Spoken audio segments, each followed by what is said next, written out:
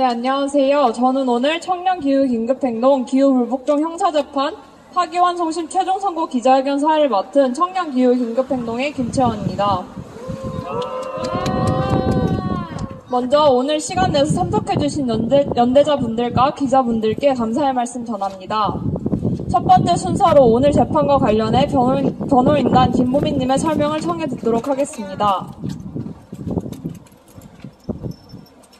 네, 안녕하세요. 저는 김빈님과 은호님의 대리인 김보미 변호사입니다. 오늘 저희 판결 간단하게 설명드리면 재물손괴점에 대해서는 대법원의 취지를 다 반영을 해서 무죄로 인정이 되었고요.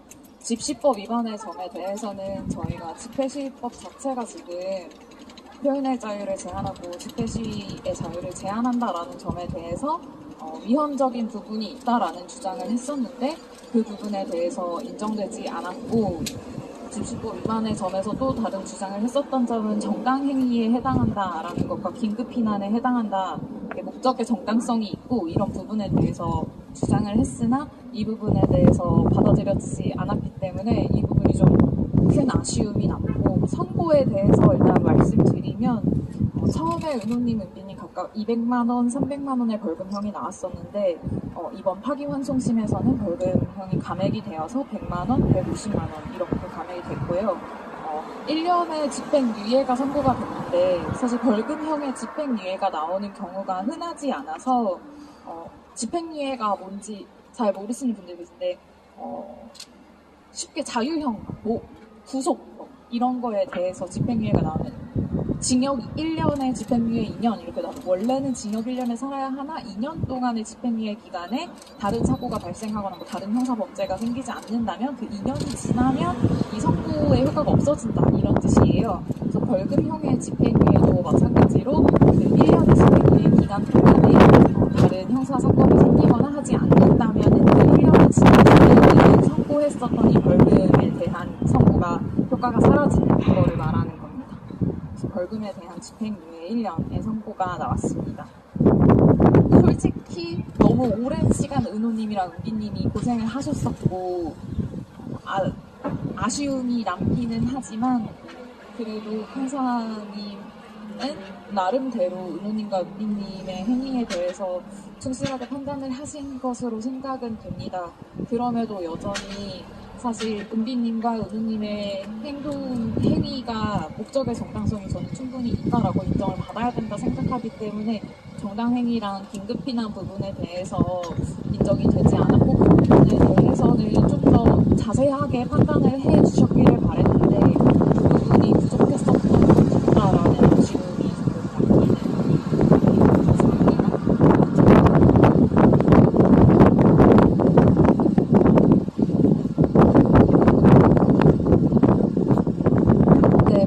께서 너무 잘 재판에 대해서, 재판 결과에 대해 정리를 해주셨는데요. 그리고 재판 결과뿐만 아니라 아쉬운 점이나 더 했으면 좋았을 만한 점을 얘기해 주셔서 감사했습니다. 다음으로는 이제 플랜 1.5 소속 정책활동가 한시연님의 연대 발언을 청해 듣도록 하겠습니다. 안녕하세요. 플랜 1.5에서 활동하는 한시연 정책활동가입니다. 2021년 2월, 그러니까 청년기후 긴급행동의 강은빈, 이은호 활동가가 신규 화석연료 프로젝트인 베트남 붕앙투 석탄화력발전소를 저지하기 위해서 부산 앞에서 직접 행동을 했다는 소식을 접했던 그때가 아직도 생생합니다. 당시는 제가 막 기후활동을 시작했던 때였는데요. 많은 것을 처음 접하고 또 배워갔던 시기였지만 이것만은 분명하게 알고 있었습니다. 온실가스 배출 책임이 큰 다배출 기업이 기후위기를 악화시키면서 수익을 쌓아나갈 때 누군가는 그 기업 활동으로 인해서 더욱 심각한 기후위기에 내몰린다는 사실, 그래서 다배출 기업에 더 적극적으로 책임을 묻고 그들의 배출 행위를 힘껏 저지해야 한다는 그 사실 말입니다. 또 기후위기와 기후 불평등의 심각성을 고려하면 기후적인 활동가들의 활동이 언제나 온화하고 또 세련된 방식일 수만은 없다는 것도 알고 있었습니다. 때문에 오늘 판결이 다소 아쉬운 점이 있지만 그렇다고 청긴행위 지난 4년 넘게 쌓아온 활동의 의미가 사라지는 것은 전혀 아니라고 생각합니다. 강은빈 이윤호 활동가 그리고 청기냉 모든 활동가분들 정말 수고 많으셨고 또 정말 감사드립니다. 지금까지 그랬듯 앞으로도 깊이 연대하겠습니다. 우리의 활동은 바로 이 자리에서 앞으로도 가열차게 뻗어나갈 것입니다. 감사합니다.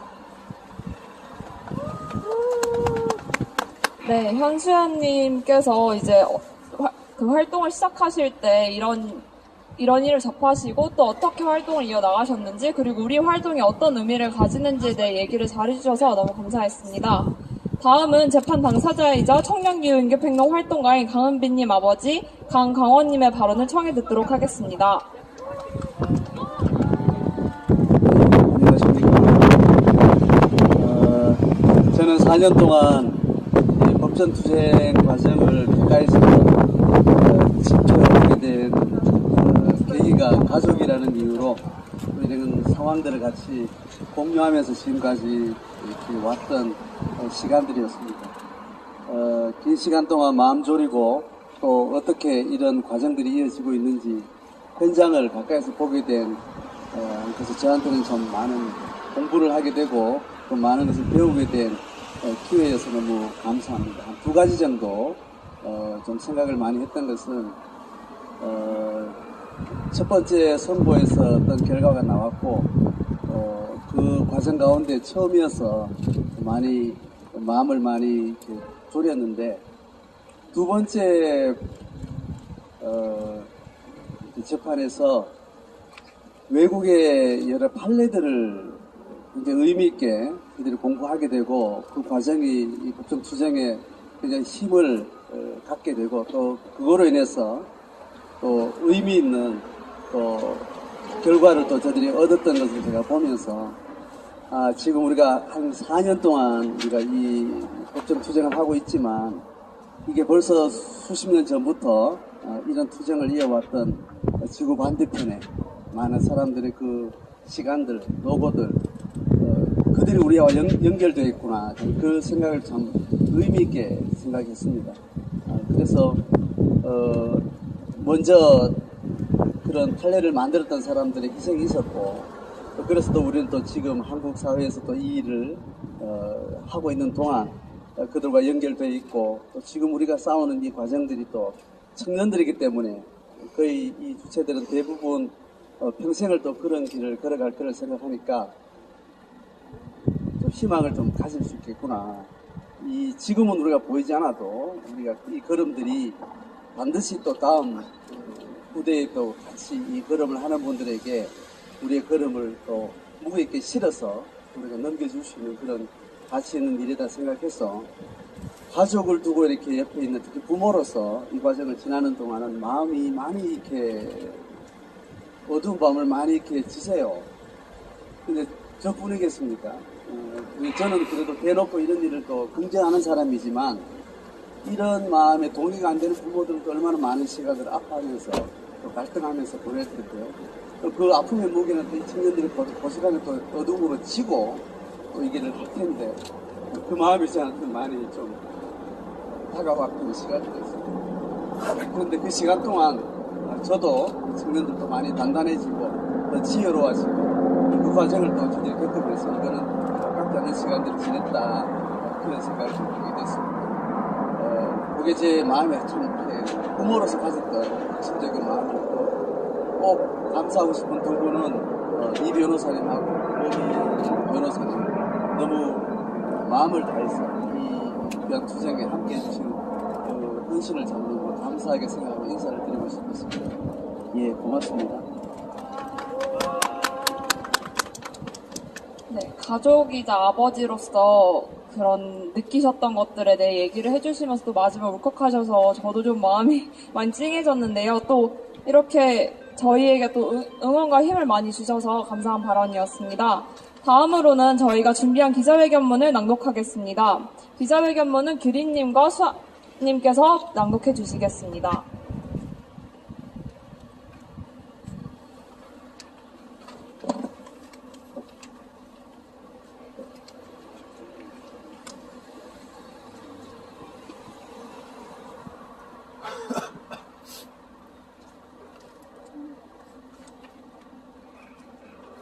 2025년 4월 7일 오후 2시 청년기후 긴급행동의 기후불복전 형사재판 환송심 선고가 수원지방법원에서 이루어졌습니다.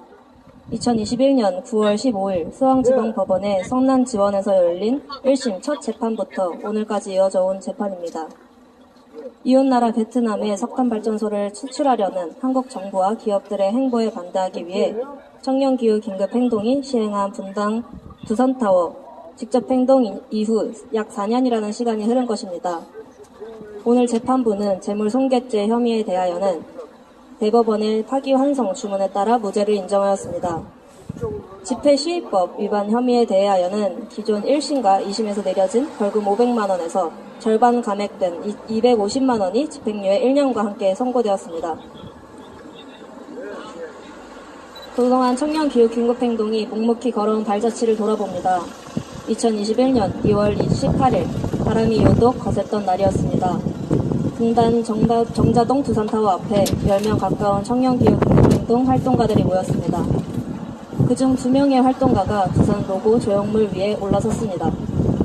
친환경 기업 이미지를 챙기는 동시에 끝끝내 최후 석탄 화력 발전소를 짓겠다는 두산의 야욕을 비판하며 우리는 준비한 혈투명을 펼쳐들었습니다.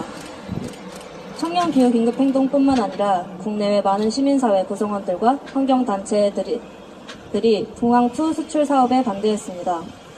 그럼에도 불구하고 2020년 9월 한국 정부는 붕황2 수출 사업을 최종 승인했습니다.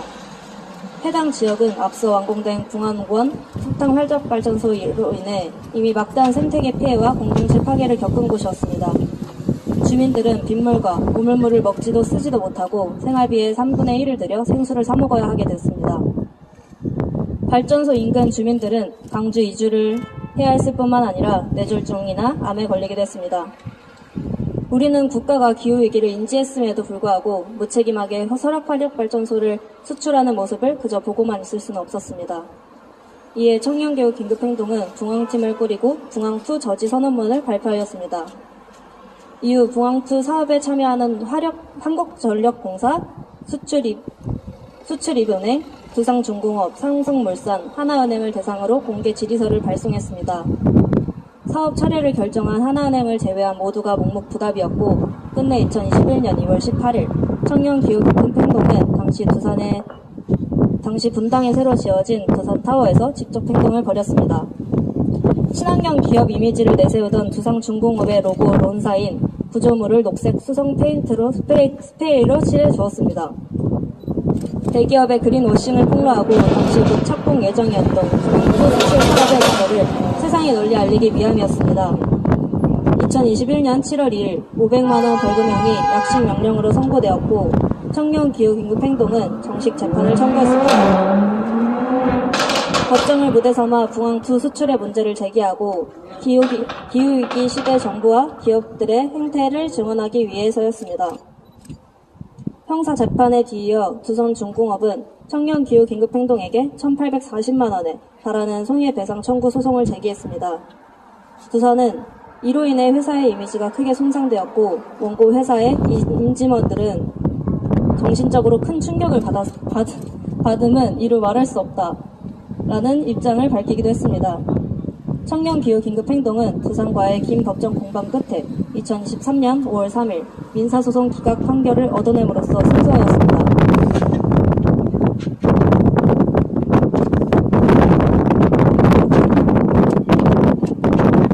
그러나 기업과 정부가 석탄 발전소를 건설함으로써 기후위기를 가속화하는 등 지구 공동체에 끼치는 사회적 피해에 대한 논의를 현행 법 체계 안에서 다루기를 이루었습니다.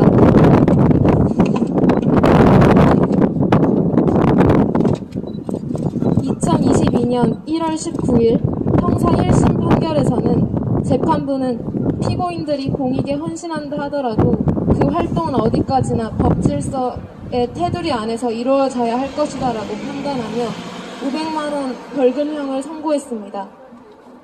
2심 재판부 역시 보다 적법한 방안을 강구하라며 항소를 기각했습니다.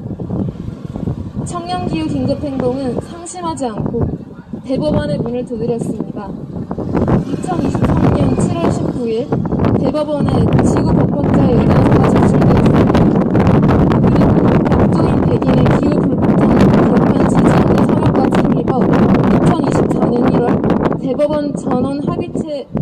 합의체가 이루어진다는 소식이 전해졌습니다.